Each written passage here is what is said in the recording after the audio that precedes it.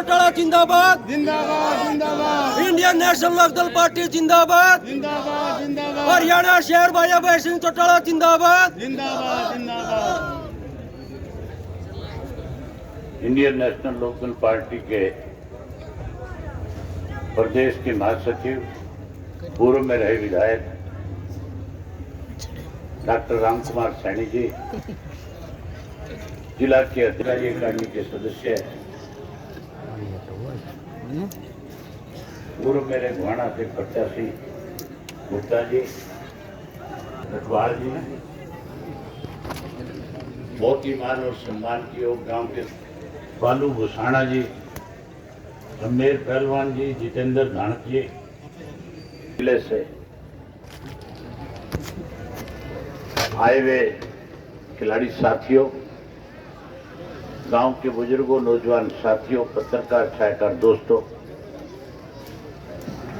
मैं तो मैच देखने आया था, भाषण देने नहीं आया था। आज तो जब मुझे आपके गांव के इस क्लब की कमेटी के साथी जब मुझे दिल्ली जाकर के मिले और उन्होंने मुझसे जब कहा कि हम इस तरह से कबड्डी का एक टूर्नामेंट कराना चाहते हैं और आप उसमें आओगे तो हमें अच्छा लगेगा, मैंने उनसे कहा कि आप जो जितने भी खिलाड़ी आए,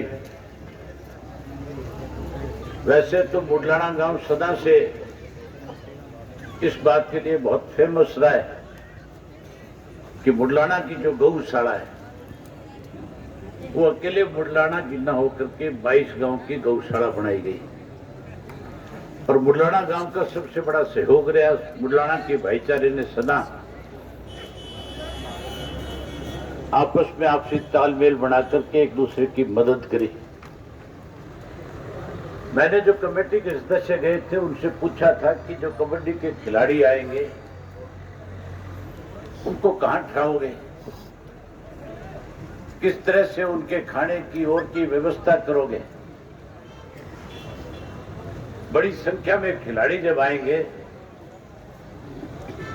तो फिर कहीं ऐसा ना हो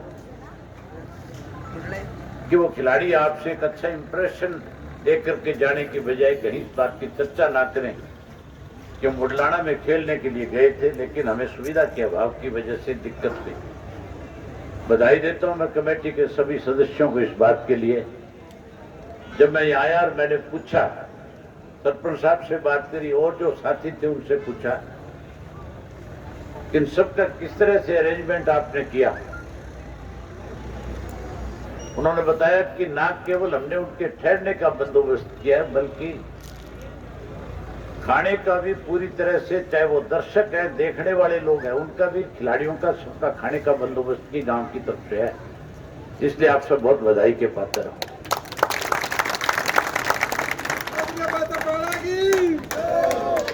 जहां साथियों खेल की बात है, अब तो बहुत सारे लोग ऐसे हैं राजनीतिक जो बारी बारी प्रेस कॉन्फ्रेंस करके ये कहते भी हैं कि हमने खिलाड़ियों का बहुत मान सम्मान बढ़ाया। मुझे अच्छी तरह से याद है सन 1987 में जब चौधरी देवीलाल इस प्रदेश के मुख्यमंत्री बने थे, बड़ौदा गांव के जो रिटायर्ड आईजी हैं, डीआईजी जो राजेंद्र कुमार जी हैं, वो उस वक्त में पुलिस में सिपाही हुआ करते थे और उन्होंने सन 1988 के कॉमनवेल्थ गेम के अंदर गोल्ड मेडल जीतने का काम किया था और चौधरी देवीलाल ने उनको सिपाही से सीधा इंस्पेक्टर बनाने का काम किया। इंस्पेक्टर इसलिए नहीं बनाया था कि वो बड़ौदा बड़े गांव का लड़का था, बल्कि इसलिए बनाया था कि हरियाणा प्रदेश का जो जवान है, जो खेल में इंटरेस्ट रखता है, वो न केवल हरियाणा प्रदेश का नाम रोशन करे बल्कि इस देश का और विदेशों में जाकर के मेडल जीत करके देश का नाम भी बड़ा करे। इसके लिए उन्होंने उसको एक प्रोत्साहन दिया था। और सन 1990 के अंदर जब उन्होंने फिर से एक गोल्ड मेडल एशियाड में लिया तो इंस्पेक्टर से डीएसपी बना दिया था। इसी तरह कबड्डी का एक खिलाड़ी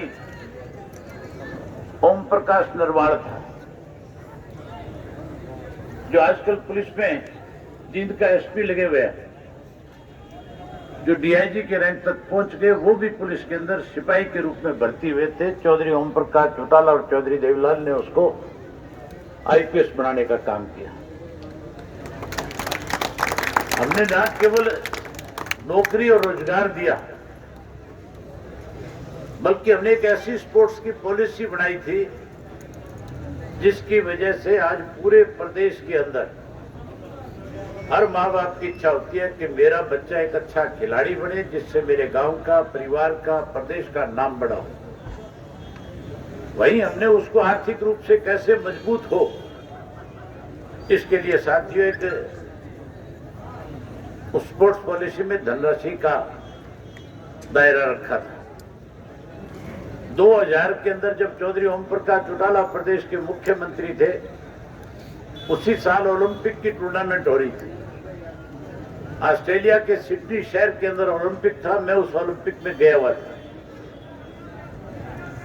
और जब उस ओलंपिक में गया तो उससे पहले चौधरी ओम प्रकाश चौटाला ने हरियाणा प्रदेश के अंदर 15 अगस्त के दिन इस बात की घोषणा करी थी कि हरियाणा प्रदेश का कोई भी खिलाड़ी जो गोल्ड मेडल जीत करके आएगा, मैं उसको 1 करोड़ का नगद पुरस्कार के रूप में दूंगा। जो सिल्वर जीतेगा उसको 50 देंगे, जो ब्राउन जीतेगा उसको 30 लाख रुपए देंगे। साथियों, जो 1 करोड़ रुपए की घोषणा की थी, जब वो 15 अगस्त को हिसार के स्टेडियम के अंदर झंडा फहराने के लिए गए थे तो वहां एक बोर्ड लगा हुआ था जिसपे लिखा हुआ था, कौन बनेगा करोड़पति। ये कौन बनेगा करोड़पति के नाम से एक सीरियल हमारे देश में चलता है। अमिताभ बच्चन जिसको एंकर करते हैं, जो इसको चलाने का काम करते हैं, चौटाला साहब ने उसको पढ़ करके कहा था कि आज तक इसमें तो कोई करोड़पति बना कि नहीं बना मुझे जानकारी नहीं, लेकिन हरियाणा का कोई भी खिलाड़ी अगर मेडल जीत करके आएगा तो मैं उसको करोड़पति बनाने का काम करूंगा। और पहला मौका था, उसमें हमारे प्रदेश की बहुत ही कर्णम मल्लेश्वरी जो यमुनानगर में ब्याही हुई थी और उसने जो है वेट लिफ्टिंग के अंदर ब्राउन मेडल जीता था। मैंने चौटाला साहब को वहीं से टेलीफोन करके बधाई दी कि हमारे यहाँ की एक बहू जो है उसने ब्राउन मेडल जीतने का काम किया है। उन्होंने कहा कि मेरी तरफ से इसको बधाई भी दे, साथ साथ इसको ये भी आश्वासन दे कि जैसे ही दिल्ली के एयरपोर्ट पे उतरेगी हम तेरे को 30 लाख रुपए का चेक देकर के सम्मानित करेंगे। मैं जब उसके पास बधाई देने पहुंचा, जब मैंने उसको कहा कि हम तुझे 30 लाख रुपए से तेरा सम्मान करेंगे और जैसे ही दिल्ली की धरती पे एयरपोर्ट पे उतरेगी तेरे को चेक देंगे, उस लड़की की आंखों में आंसू आ गया और मुझे कहने लगी कि कहीं आप मेरे से मजाक तो नहीं कर रहे। मैंने कहा चौधरी ओम प्रकाश चौटाला ने 15 अगस्त को हरियाणा प्रदेश के लोगों के सामने ये बात कही है, आप जब आओगे तो आपको बड़ा सम्मान मिलेगा। और वही हुआ था, जब वो हमारे प्रदेश में, हमारे देश में जब आई तो उसको 30 लाख रुपए का नगद पुरस्कार उस वक्त 2000 में दिया गया। आज उसी की बदौलत है, चाहे वो योगेश्वर दत्त है, चाहे वो विजेंद्र है बॉक्सिंग का, चाहे हमारे यहाँ पे कबड्डी के जितने भी खिलाड़ी हुए, आपके यहाँ तो एक एक गांव में आज प्रो कबड्डी के 5-5, 7-7 खिलाड़ी हैं। आज जिस तरह से ये बच्चे खेल रहे हैं, इन बच्चों की सोच यही है कि हम भी प्रो प्लेयर बने, आने वाले समय में हम भी आर्थिक रूप से मजबूत हों, सरकार में हमें नौकरी और रोजगार मिले।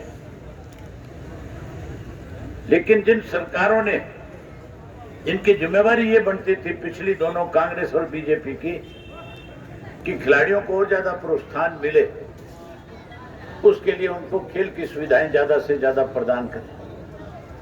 मुझे बड़ी हैरानी होती है जब शहर के अंदर आप किसी पार्क के आगे से गुजरते हो, उस पार्क के अंदर आपको ओपन जिम लगे हुए मिलेंगे, जहां कोई उस जिम का यूज नहीं करता, जो कोई जाकर के एक्सरसाइज नहीं करता है, वहां पे तो जिम लगा दिए। और हमारे जो गांव में स्टेडियम बनाए राजीव गांधी के नाम से, कांग्रेस के राज के अंदर हर गांव के अंदर स्टेडियम पे 80-80 लाख रुपया खर्च किया गया। खर्चा मुश्किल से 40 लाख का आया। 40-40 लाख रुपए स्पोर्ट्स डिपार्टमेंट के लोग मंत्रियों के साथ मिलकर के डकार गए। जहां स्टेडियम बनाया, 4 दीवारी बनाई, वहां खेल के नाम पे कोई भी सुविधा पीछे की सरकार की तरफ से नहीं मिली। आज भी ऐसी हालत है। अभी मुझे चिचड़ारा गांव के बच्चे मिले थे जिन्होंने कहा था कि हमने अपनी एक एकेडमी बना रखी है और एकेडमी के अंदर बच्चों को खेलने के लिए कोई सुविधा नहीं है। अगर सुविधा नहीं होगी तो फिर बच्चे कहां से खेलेंगे, कैसे अच्छे प्लेयर बन पाएंगे। आज तो आचार संहिता लगी हुई है, मेरी मजबूरी है। अगर मैं कोई इस तरह की बात अपनी जुबान से निकाल करके कहूं तो कल इलेक्शन कमीशन वाले मुझे इस बात का नोटिस दे देंगे। नोटिस ही नहीं, क्योंकि बीजेपी वाले तो आप जानते हो कितने के निचले स्तर तक गिर सकते हैं, जा सकते हैं। ये तो फिर कहीं ना कहीं मेरे ऊपर इस बात की बंदिश भी लगा सकते हैं कि इलेक्शन इसको इस बड़ौदा हल्के से बाहर कर दो। इसलिए आज तो मैं कोई घोषणा नहीं करके जा सकता, लेकिन 3 तारीख को चुनाव संपन्न हो जाएगा और मैं फिर 5-7 तारीख को फिर आपके बीच में आऊंगा। चिचड़ाना वालों से कहूंगा वो भी एक टूर्नामेंट करा लें, गेहूं की बिजाई के बाद करा लें, खाली समय में करा लें। वहां पे आऊंगा, सारी कसर भी पूरी कर दूंगा और उनकी कसर भी काट दूंगा। तो मैं मेरी तरफ से